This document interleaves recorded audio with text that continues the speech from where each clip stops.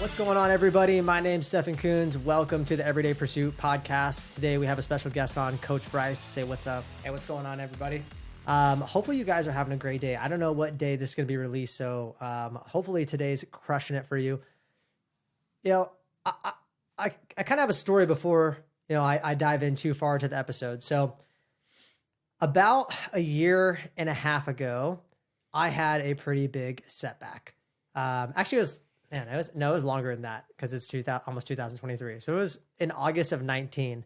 And it was like my second biggest injury I've had in my life. I only had like two big injuries in 2012. I was doing MMA and I blew out my knee. I tore my PCL, my LCL, and subluxated my kneecap. So not good. And my whole knee was a grapefruit. And I didn't get proper rehab, and it was probably a 2.5 year recovery. So it's very long. And then, knock on wood, thankfully, I didn't really have anything. Oh, no, sorry. I did have one other injury. I had a torn labrum, and that happened like 2.5 years of recovery time on that, or 2 years. Because if you know a lot about a labrum, unless you get surgery, it doesn't really fully repair. It's very, very hard. It took a very long time. So I've had all these ligament injuries, which don't get blood flow. So it sucks at recovering. I'd rather have a muscle tear. And then in August of 19, I slipped a disc and had a herniated disc and really bad spinal injury. There's like the only three like really bad injuries I've had in almost 17 years of lifting, 16 years of lifting. So not that bad, but all those were a setback.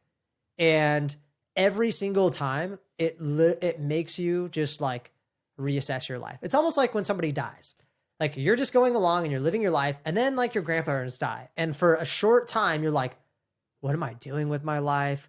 Like how's my wife or spouse? Like, where are my friends? You want to call people? Like, it really makes you check reality. Like, because we get caught up in this everyday hustle and bustle. Go. Yep. And I think that like, setbacks are actually really valuable because it forces you to reevaluate everything you're doing. And if you have a setback, it's probably because something you're doing wasn't that great. So it's also an opportunity to learn. And each one of those setbacks, I mean, I wish I knew what I knew now back then, but I knew at that time I did what I could, right? I'm like, wow, why did you get hurt? Okay, you're super immobile. You had zero flexibility. Totally makes sense. You're doing jiu-jitsu and you're like a tight bodybuilder, basically. Not a good idea. Second injury, I'm like, yeah, you have no rotator cuff mobility and strength whatsoever. You do the same motions, too high a volume. That's why I got hurt. My third one was a freak accident, honestly. But I don't want to be like, well, it just was, no, what did I do? Like, I can't just put it on there. And then now that I look back, I want to take extreme ownership, right? And I look back and I'm like, okay, I probably was doing too high a volume for too long. My body was at too much stress. And I felt good because I was working out a lot. And, I see all these loopholes. But each time I get injured and each time I get a setback, it actually makes me become like a better athlete and a better trainer and a better coach. Because not only can I relate to my clients more that I've had injuries, but it makes me think of my training and like really evaluate what I'm doing, if it's working, why I did it. So I think you can use your setbacks as ammo for sure. Yeah. And it's not only just in regards to training, it's in regards to everything. So he gave the example of, a close family member dying or whatnot. And one of the things that I heard that I take to heart very, very much so is whenever you are just kind of going through life, it's easy and everything's all good and dandy. Sometimes you're not really progressing. It's only when you fail is whenever you've tried something new and you learn from it. And so that's something he mentioned was you learn from what's going on and that's whenever you actually grow. And so those setbacks, it's us taking 1, 2, 3 steps back, but that's to propel us forward. And so that's always got to be your mindset is like, when you go about all of this, what is the mindset around it? So whenever you have a setback, how are you approaching it? Are you just going to sit back and wallow and cry and, oh, life is unfair? Yeah. Or are you going to take it and be like, okay, take extreme ownership, like Stefan said, and learn from it. What can you learn from it? Sometimes it's not easy. Sometimes you are at an intersection and someone ran a red light and you got T-boned. Yeah. Very difficult Yeah. to Some sit back things are and out be of your like, control. sometimes, but like you can still take a step back and say, okay, what could I have done differently? That one's tough. I'm not going to give you the answer on that, but there are so many other times in our life where you have to sit back and learn and use this as a time to use that setback to set yourself up to propel forward. And that's the main thing. It's a big, big mindset shift. And when people start making that shift mentally, that's whenever setbacks are not bad. Setbacks are actually really, really good because now failure is exciting because failure means you're moving forward and you just need to keep pounding, moving forward until you break through that roadblock. And then it's free range until you run into the next one. Right. Yeah. If you want to have the most badass, successful, happy, awesome, freaking tell all your friends life, then you need to fail a lot. And you need to have setbacks. There's And going to be some shitty yeah, times. and there's basically two paths of life. And I'll break both of them down. Path one, which is like not the path you want to be on. You avoid self-reflection. You don't really do it that often. And you only really self-reflect when stuff gets really bad, like really bad, right? When you have not even like a setback, like a divorce, like, your kids hate you, whatever, you lose the job, you get fired, and then you're forced to, right? That's the first path. And the hard thing about that path is a lot of those setbacks are so big, they ruin people. They just ruin them.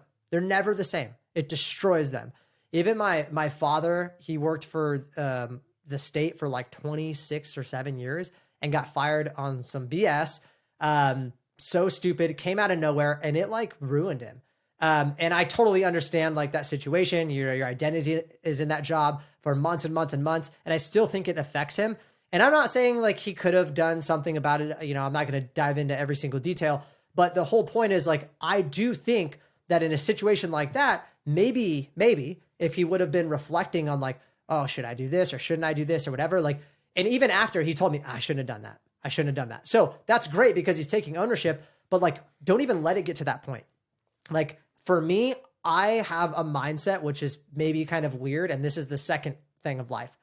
I want to ask myself like how I did today, every single day. And I also kind of want to suck every day, at least a little bit, because then if I suck, I know that I'm actually not going to be depressed. And this is why, because I think depression happens when you have a feeling of powerlessness, right? Like I can't do anything about it. And then it causes you to feel like sad and also like angry, and it creates depression, anxiety. Like I feel this way and it just sucks. Versus when I know that I reflect and I'm like, oh, I'm not that good, because now I have power because I identified it and there's things for me to do. You have an opportunity. Yeah, I have an opportunity. And the thing too is, and I'm sure you heard the saying, like, as soon as you stop growing, you stop dying. Yeah, 100%.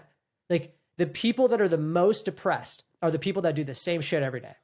Like when you're stagnant, that's not how we're supposed to be. You're either like dying or thriving. Like there's a middle ground. I totally understand that. It doesn't mean you have to just be gung ho and achieve the highest thing every single day. That's not what it is. It's like, can you get 0.00001% better each day? Mm-hmm. Right? Yeah, actually, you just mentioned something that kind of clicked in my head, talking about anxiety and depression. I would never say that I had it bad, but I experienced it to a good degree where I was like, oh, I don't like this feeling. And so I definitely understand where people are at when they have this. But growing up my entire life, starting from sophomore year of high school, I knew I wanted to be a physical therapist. In my last semester of college, in the last 2 months, I was already accepted into physical therapy school. And I told my parents before I came back home, I'm not going to be doing that. I didn't want to do it. So for 6 years, I planned out my life. I knew exactly what I wanted to do. And then at a whim, I was like, this is not what I want to do. And the reason why is I experienced I was there for like 4,000 hours of internship and I didn't enjoy it. But my parents were really pissed off at me. And I had to drive all the way back home from Tennessee back to Arizona, live with my parents, and deliver pizzas. Talk about a setback.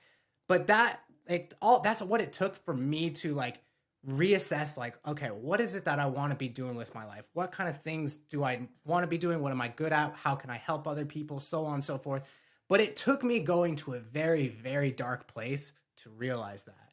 And so I share that because that's usually a lot of what people find as their setback. It's not necessary. It's not always injuries. It's usually life circumstances where people feel like they're going backwards. And he talked about staying stagnant.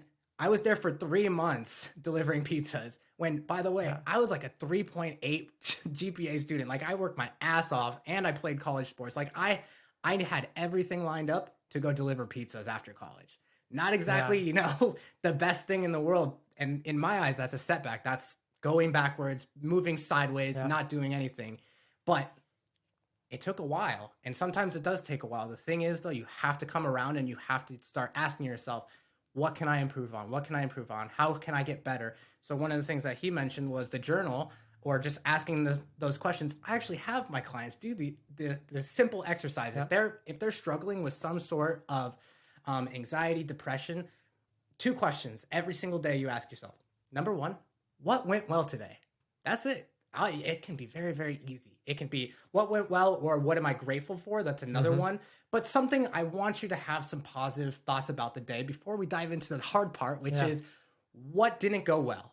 And I don't want you to beat yourself up. It's more so what didn't go well? And the second question now becomes, how can I improve on this? Yeah. It doesn't need to be a lot, but you'll notice those little 1% changes over time are going to slowly bring you to the light where you are no longer struggling. Yeah, for sure. And I think the incremental change is important. It's the same thing with basically anything in life. I mean, I'm sure there's people that can quit cold turkey or, you know, start this, you know, saving $1,000 a month or, you know, restricting their calories or doing keto or whatever. But like extremes usually don't last. And I don't think they're very effective. And so I think incrementally, like you said, having your clients and our clients be like, hey, you know, what's like one thing you can do today? And I do think it's a hard practice. I'm not going to lie to you guys, to sit there and be 100%. I don't know what episode it is, but I think it's like, I think it's episode 3 or something. It's called Stop Lying to Yourself. If you haven't listened to it, go listen to that episode. Being honest with yourself. Yeah. Because the hardest thing to do is being completely honest with yourself. I call it gun to the head. If I had a gun to your head, I'm going to kill you. If you're not completely honest with me right now, you're hooked up to a lie detector test, you would tell yourself a completely different story than the crap you tell yourself every day. I don't have time. I'm too tired. There's a gun to your head. And if you're like, I'm pretty good, I'm doing okay in life, I'm doing these things, it's not for you to tear yourself apart. But what we do is we put on these masks that get us through life. And it's an ego. That's really what it is. It's an ego mask. And we put on a different ego to be able to deal with life. Life is hard. Life is harsh. And so the problem is that ego becomes our identity and we're not able to actually sit there and be honest. Because when we're honest, it's our ego mask self talking to our other self. I know it sounds weird, but that's what it is. It's not actually you. Because if I had a gun to your head, then the ego mask drops because you're like, oh crap, I have to really dig. I have to actually tell the truth. But that mask helps you. Like, I'm fine with the way I look. No, you're not. No, you're not. If I had a gun to your head, are you fine with the way you look now? Like, you know, and it might seem super extreme, but if you can get that honest with yourself, it's a humbling experience because I am a pretty confident person and I used to be super prideful. I'm a lot shittier person than I think I am. And in a good way, because I like being like, oh, you know, maybe you're not that good. And it's hard because sometimes people like our family, you're so good. I love you the way you are, right? Like none of those people tear you apart. The problem is if you're not breaking yourself down a little bit, you can't build yourself up. It's like a muscle. You have to, it's a muscle. You have to break yourself down just a little bit. You have to get your notch down a little bit of your ego and what you think of yourself, because that is how you grow. And a setback every single time will do that. Like you're going through life, you think everything's good, and then you're like, oh crap, maybe not. You know, and that's really what it is. It's a reality check. Have you ever heard that? So that's the same thing. Well, what's another word for reality? Like honest, like this is honestly what's happening. This is what's happening in real time. Yeah. So for me, when I do like reflection, and I personally don't journal, that's just me. I pray and I, go on a walk and I just think in my head. And so it's great because after I come back from the walk, I do things immediately.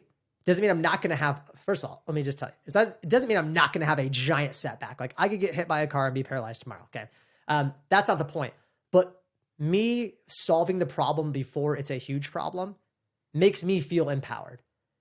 And then when the big problem happens, if it's anywhere even close to that area, I'm like, I could have been way worse. Thank God I was doing stuff about it.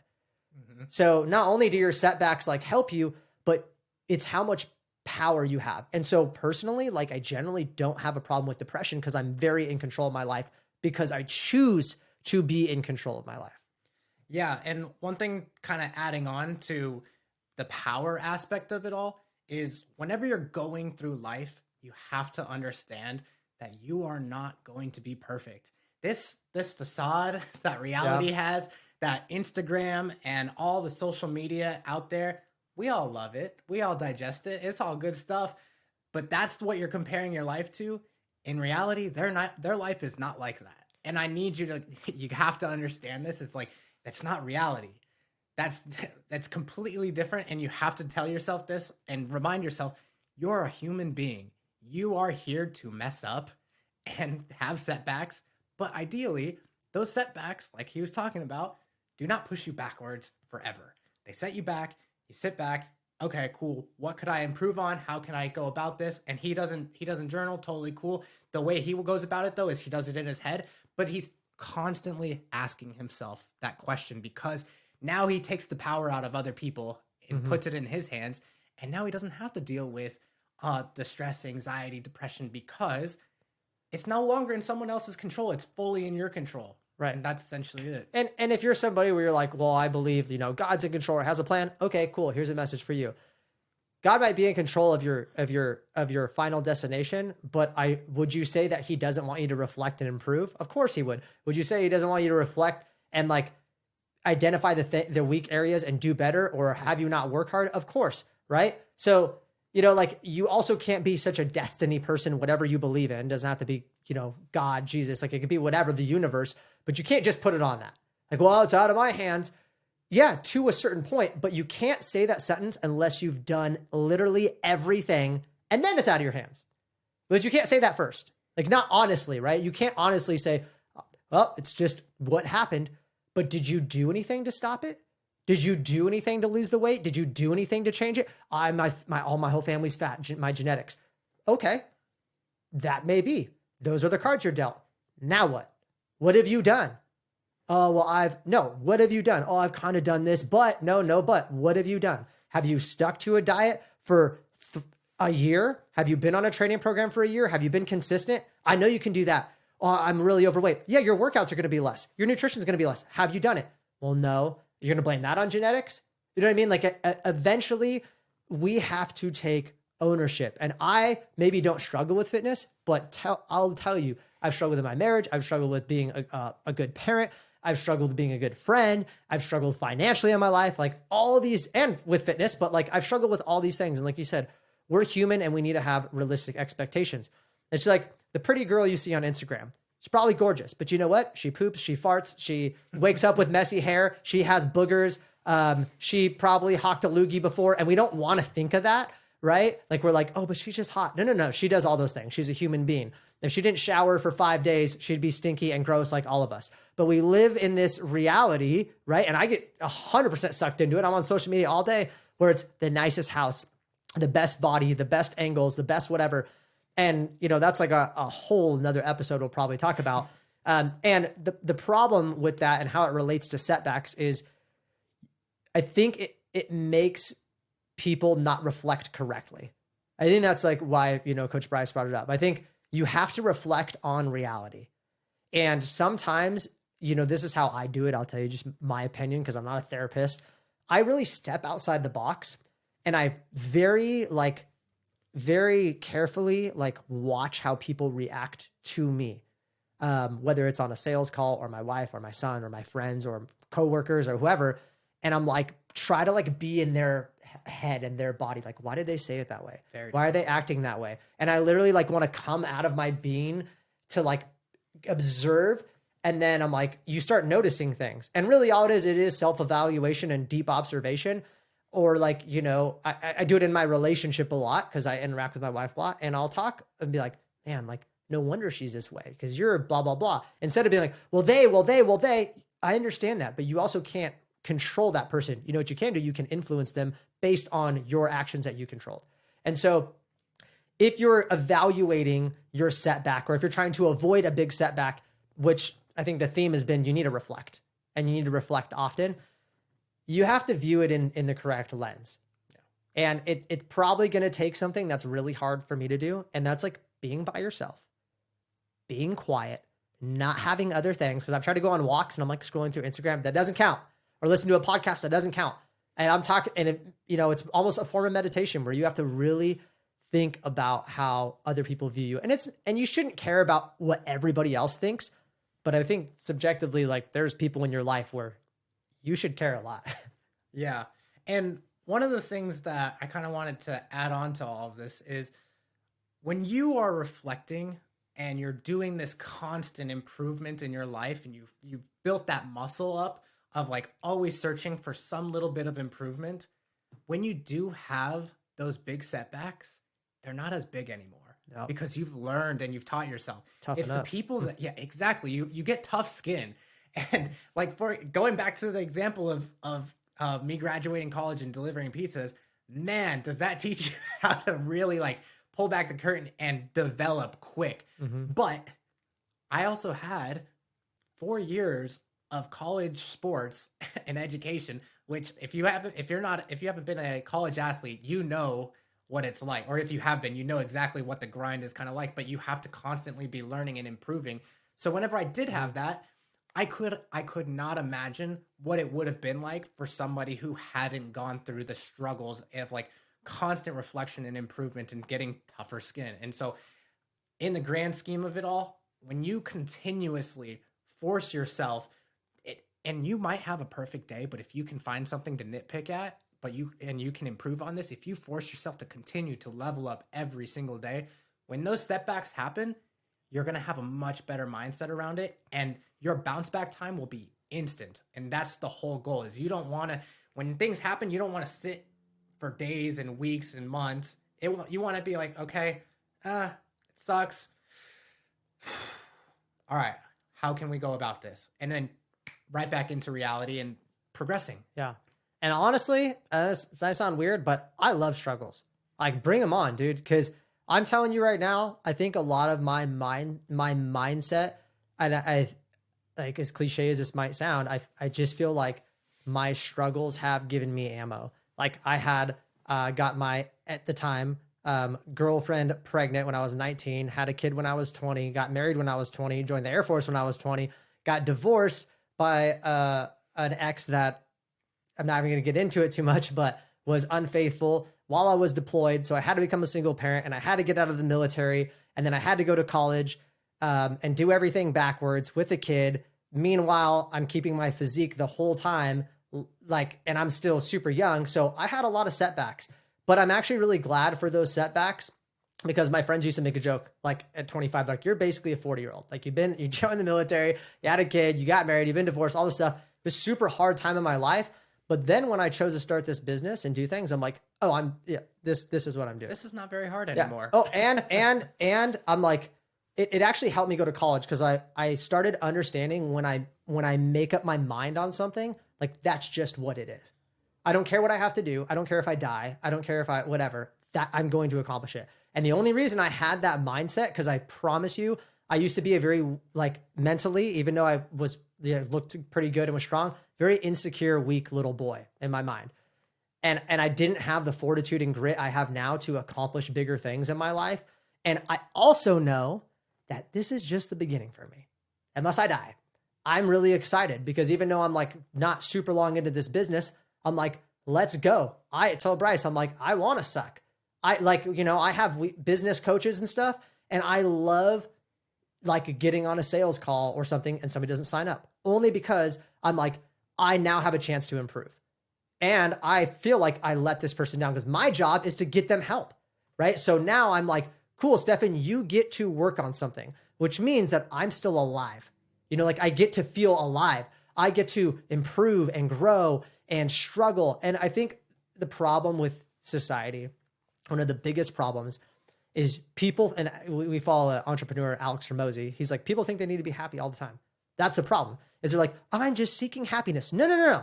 That's like saying it's supposed to be sunny every day. And we live in Arizona, so that doesn't count. But everywhere else, like you're supposed to cry, struggle, be happy, be sad. And if you ever watch the movie Inside Out, like with the little cartoons, sadness isn't sadness unless happiness is happiness. Like you have to have polar opposites for one thing to even matter, right? Like if you're happy all the time, it wouldn't even be called happiness. It would just be you. Like that's just it, right? So you have to have opposites. And when you have those opposites, those setbacks, you have a choice. You do. It might not feel like in every time, like if you're getting T-boned by a car, you don't have much of a choice. But in almost every single area of your life, you have a choice, and you have a choice when you don't have setbacks. You know what I mean? And that's the biggest thing that's helped me improve in 2022, since we're wrapping up the year, is I've probably done more self-reflection this year than I ever have. And I can tell you right now, in a good way, I feel less confident with who I was at the beginning of the year. And not that my confidence has dropped, but who I thought I was versus who I am now. And all it was is that mask. I started taking off and peeling the onion back and the layer of the masks. And it's a very humbling experience because now that I'm starting over, but I feel like I have a lot of room to grow. And I actually, like halfway through the year, I was like, I felt like I topped out at a lot of things in my life. And I was actually getting depressed because I'm somebody that feels like I need to grow. Now I have this like whole other journey, and it makes me super excited. Yeah. I know this is going on for a good little while, but I do want to talk on two quick little things. We all know that COVID happened, and that was a massive setback for the entire world. I graduated college with my degree in exercise science in March of 2020. Mm-hmm. So I was working at a gym and doing my internship when COVID hit. So I feel you. Yeah. What kind of person were you then? And that's like, there were some people that took it and they said, hell yeah, give me that stimulus. I'm going to be watching Netflix, baby. People. Let's run it. Then there were other people who took advantage of it. And you have to be the person. If you don't have to do anything, honestly. But if you want to be somebody who wants to live a limitless lifestyle, something that you can be proud of at the end of it all, you have to continue to see opportunity, specifically when there are setbacks in the world. Because there's going to be, at least I'm no economic expert, but they're talking about a possible recession. And you know what most millionaires and successful people think? Hell yeah, let's go, baby. We're going to make even more money. But most people don't think of it that way. And so we have to start, and it's not all about finances, but we have to start thinking in that way of seeing it as opportunity. And the thing that I kind of wanted to go off on in this, because this is a fitness podcast, is fitness and training is the absolute best way to start moving and changing your mindset around this kind of stuff. Because you're going to go in one day and you're going to be training, and that weight is going to be so much heavier than the time before. Yeah. And that's going to set you back mentally. Well, why the hell did I not progress? But that training in itself is the very first way, I think personally, that people can start their personal development journey towards shifting their mindset. Because when they're going through gritting out those reps, when it's burning and it hurts, but you can keep going, if you stop and you do less than you did the week before, that's a setback. Which means it gives you an opportunity to reflect on, okay, we got to get after it again next week. This is how we'll go about it. But that's how I would start implementing this, is get yourself on a good training program that's going to challenge you, and it's going to cause you to fail, because only then will you actually learn how to grow. Yeah. And then we have clients that have setbacks all the time, and they're really lucky because they don't have to figure it out on their own. They go, I mean, there's for sure self-reflection. Even we have a weekly check-in and they fill out a form and they have self-reflection in there. Why? Because it's very important. I don't want to be like, according to your progress, yes, I'm going to give them my feedback, but I also need to know what they think, because it's their mind and it's them doing it. And, another fantastic thing about being on a program that I think is the most influential aspect in creating success is you learn to do things regardless of if you want to do it, basically. And everything that really comes in life that is good comes with that. You only get rich, usually by doing something for quite a while that you didn't want to do. You only get super smart by reading and going to school and like learning all those things. Like probably didn't want to do that. Your house only gets clean by doing the dishes and vacuuming, which you don't want to do. Your relationship only gets good by you being like, sorry, honey, and doing that. You know what I mean? Like going basically like putting that other person before yourself, which is not human nature. So everything in our lives that we like don't want to do is kind of a good thing. Like all the hard things, right? And so people are very avoidant at doing the hard work. Like they avoid it like the plague. And fitness makes you do it. And we've had clients that are like, I hate the gym. I've trained plenty of them. And 7-8 months later, they're like, the gym's not that bad. 2 years later, they're like, I like going to the gym. 5 years later, they're like, the gym's fun. Or not even that, or even better, I don't know what I would do without the gym. Yeah, right? Which is where I am, because it takes care of my mental health and my physical health. And like, it's so me. And I know Coach Bryce is the same way. Like it's so him and integrated. And the thing too is it does make other things hard. I mean, it makes other things easy, not hard. Because it's just, I don't have, and I've talked about this a ton of times, I don't have a conversation in my head, like asking myself if I want to do hard things as much as I used to. It doesn't mean it never happens. I'm not this like stone cold David Goggins dude running, 50 miles a day, taking ice baths 3 times a day. That's not me. I'm not going to lie. Like I like to be comfy and cuddle with my dogs on the couch at night, but I don't have that conversation. Like, I'm not like, oh man, do I want to, no, do you want the result? Then you need to do it. Go do it. Stop talking. Go. Like that's the conversation in my head. And 90% of the time, it didn't used to be like that. So you're also building like a lot of like grit and fortitude. So yeah, that's essentially it. You just got to take those setbacks, reframe your mind on how you're viewing them, view them as opportunities instead of setbacks, and run with it. Learn from it, grow from it. And that's the only way that you're actually going to continue to make progress, whether it's in fitness, relationships, finances, whatever the case it may be. That's the view. That's the frame that you have to view it from. Right. So take what we said, go apply it to your life.